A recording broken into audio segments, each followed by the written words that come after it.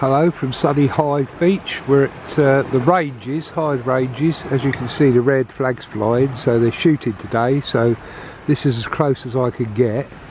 I've come out today on a 2 o'clock 7 metre tide, so it's a good tide. As you can see, there's plenty of tide pulling out there. I've got 150 gram weight on, braid. I've got a lovely bend in the rod. Been a few codling caught, only small ones, but been a long time since I've had a codling, so I thought I'd come and give it a go. Sea looks okay, bit of east in the wind, could do with a bit more colour, but you never know. I'm not mucking about, not going for small fish, just using big baits. I've got squid and lug wraps that I done yesterday, mackerel and lug wraps, and they're going on a 4-0 hook, so you know, if I catch anything other than perhaps a bass or a codling, a ray possibly, I don't expect to see too much in the way of whiting. Don't want to see them. I'm just going to bait the other rig up, so I'll put that down there.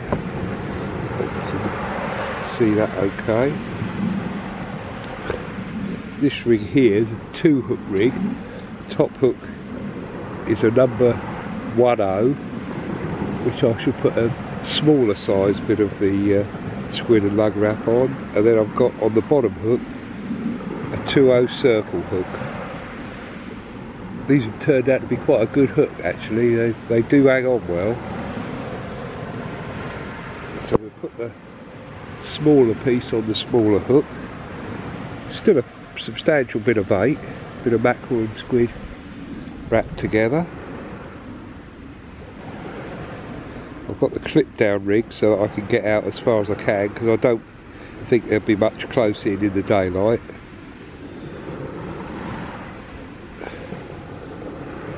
There's the first hook done. Short snoods because I've got big tide. The bottom hook is on a longer snood, simply because the way it clips down it makes it far more simple to do. So I'll just take this one out, cut that in half. Plenty of bait there for 2 baits.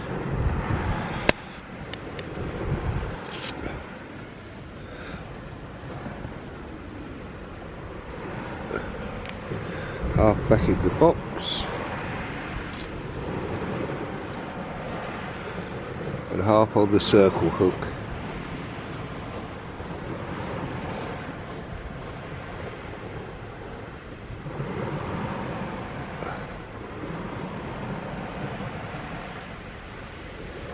Make sure the hook point's nice and exposed.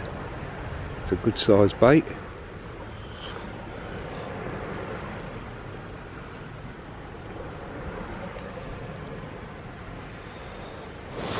Put it on the rod rest for the next cast.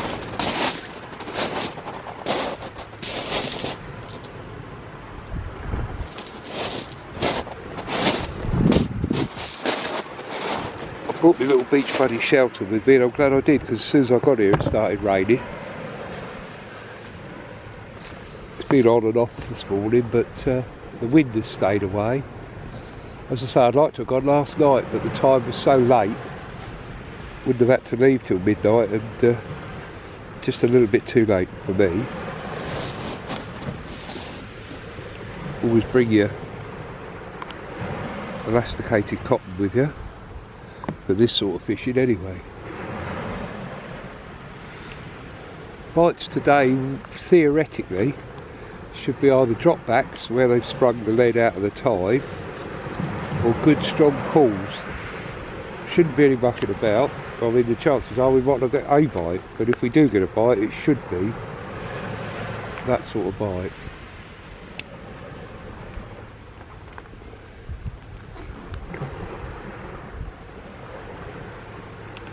Time now is just about 1:15, so we're about 3/4 of an hour to high water. I think you'll find it will come over that second heap of beach down there. That's why I've come up on this top level, and of course I can get a better distance with the cast. So if it starts flopping over there it won't get me wet. They must be on dinner at the ranges because I can't hear much shooting going on.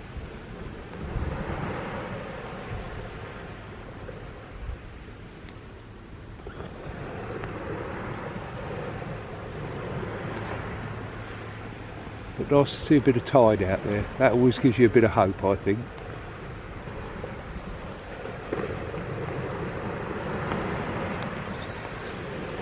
There's a couple of people mackerelling on the Prince's Parade, but I mean the sea's clear enough, they might get one or two. It's getting a bit late in the day now.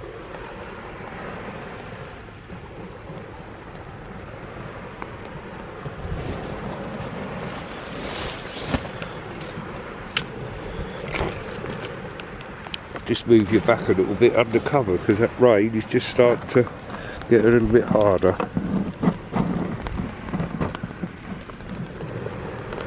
That's it, that's better.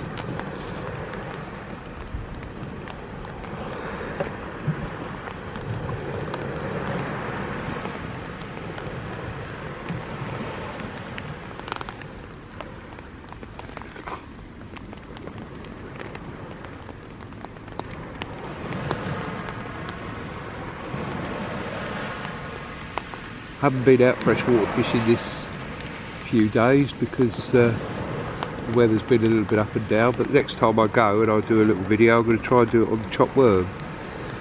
That'll be quite interesting.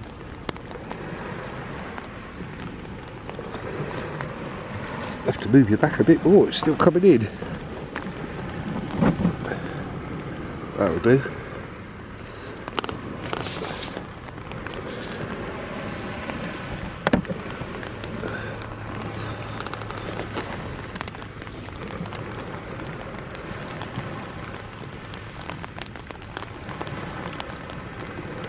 Using the Tronics Pro Cobra 4.5 metre rod, got great bite protection, good casting rod, not cheap but quality.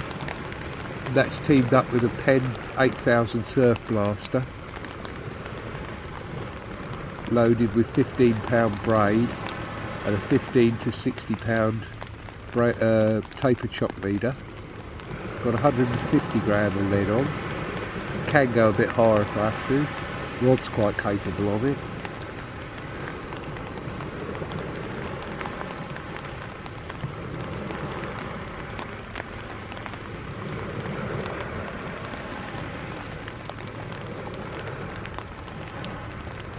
As you can see, you're actually inside the beach buddy now. Because the rain's coming down steady, not hard but steady.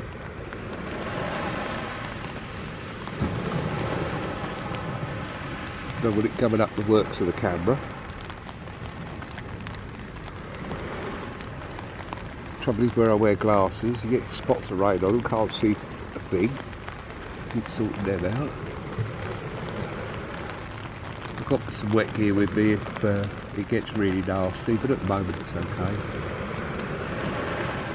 The old beach buddies are great things to have. I mean, they're going to cost you brand new 60 quid or second hand probably 30.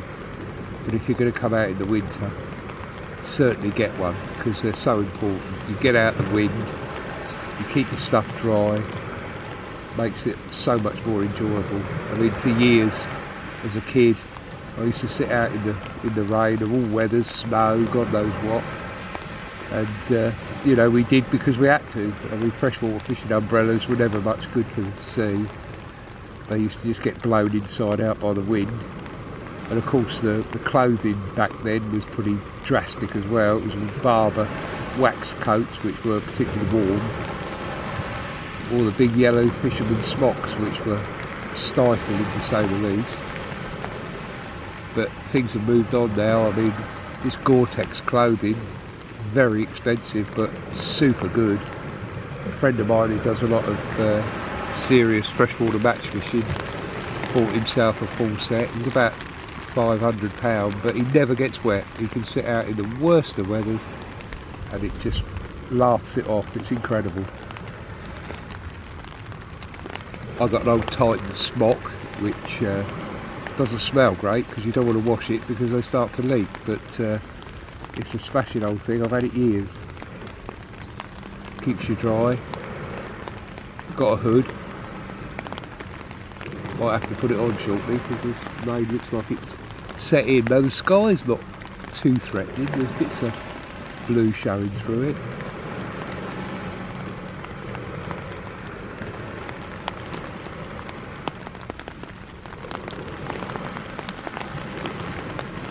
I'll give each cast about 15 minutes. See how we go from there. This has been out about 5, 6, a bit more perhaps.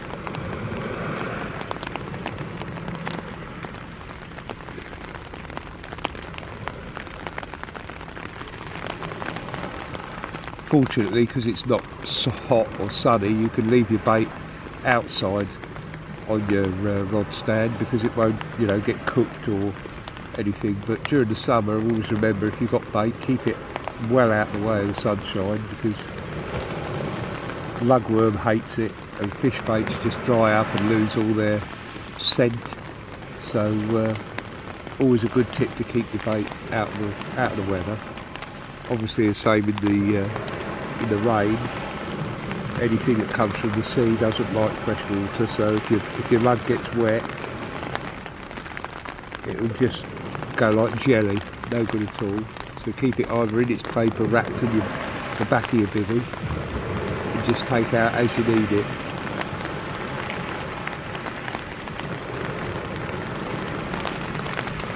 So the wraps I made yesterday are very durable.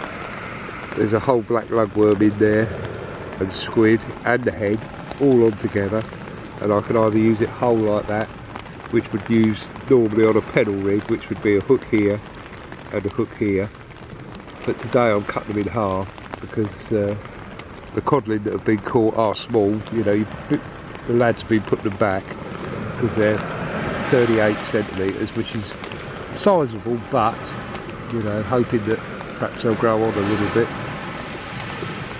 See them again in the spring at 2 or 3 pound would be nice.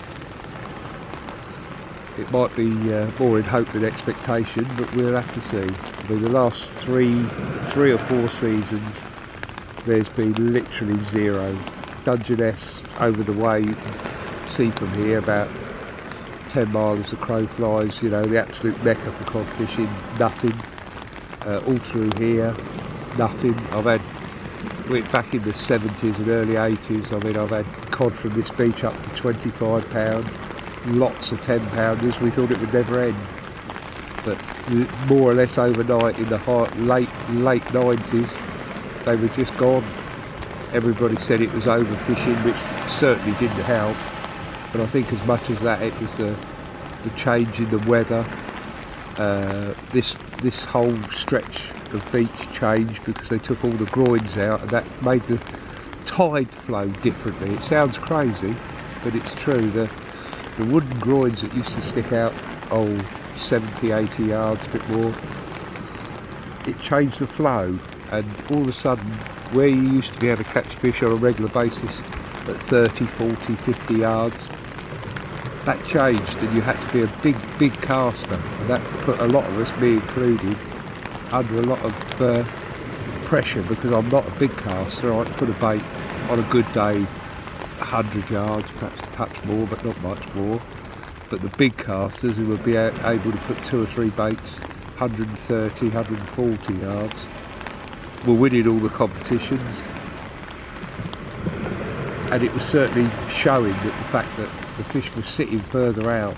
The shellfish changed. You used to be able to get a lot of razorfish down here and butterfish. After a blow, they were, you know, up the side of your boot deep.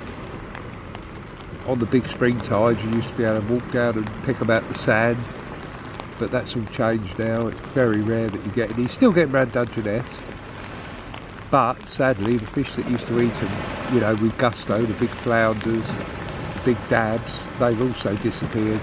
And again, I think as much of it is I mean, commercial pressure is super heavy on the sea, as we all know, but it was the change in the actual features, I think, more than the commercial fishing. And then of course we had the dogfish and the rays move in. You know, once upon a time, if you wanted a dogfish, you might get one on the Admiralty Pier. You got a few off the breakwater in Dover, but you never saw them off the beach. They just didn't exist. Rays, much the same. If you wanted a ray, you either had to go out the boat or to a place where, like the North Kent coast, where they come in during the summer. But now they're 2 a penny down here as well. Not quite so big perhaps. The North Kent coast still produces the bigger ones, as well as big smoothhounds. The smoothhounds down the North Kent coast this year and last year, they had several into high teens, which is a big hound. There was some caught here up to about £6, £7, but that was about the top mark. Lots of little pups, you know, sort of 30 centimetres, which was a great sign. But they're absolutely keyed up on crab. If you've got crab, soft or hard, chances are you'll catch a hound. They do take squid, they do take mackerel, but not anywhere near as quickly as they do a crab. Because that's what they eat, that's what they're here for. They're searching out the crabs.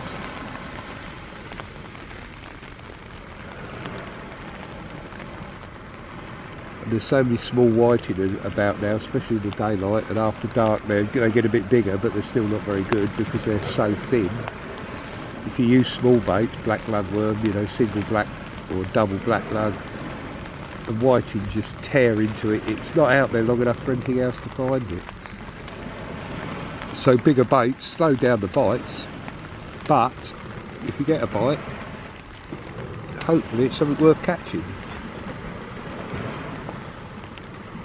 The rumour is that the fish have been coming after the tide, so you know the best time today would probably be 2 till 3. I should stay till about 3:30.